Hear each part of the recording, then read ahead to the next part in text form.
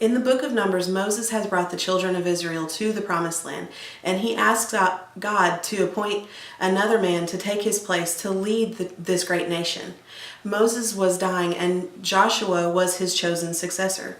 The Bible says that he laid his hands on Joshua, and he blessed him as the leader of the people, and as the one who would hear from God, just as Moses himself had.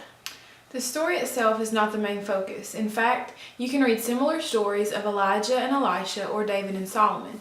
In each of these stories, though, there is an important transfer of authority, wisdom, and blessing to the younger generation. They left a legacy of God's goodness. Sadly, this is something we see very little of in this current generation. There is such a large gap between generations. There is no transfer of anything from the older to the younger. No one group is at fault, but how do we bridge the gap? How do we get back to that transfer and legacy mindset?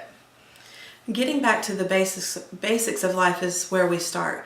Young people need to hear stories of how marriages can last, of how to survive hardships and trials, and how to live a life of integrity. They need to know how to save and invest their money wisely.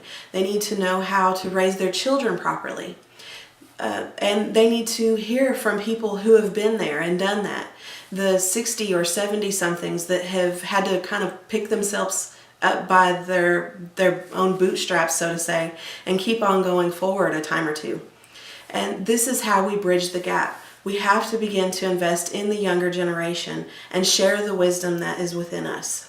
So today we have listed a few scriptures from Proverbs which are written by King Solomon. It is the advice his father, David, passed along to him, and he passed it to us. Let's make sure we pour out what we have to the next generation. Check out the scriptures, and we'll see you next week.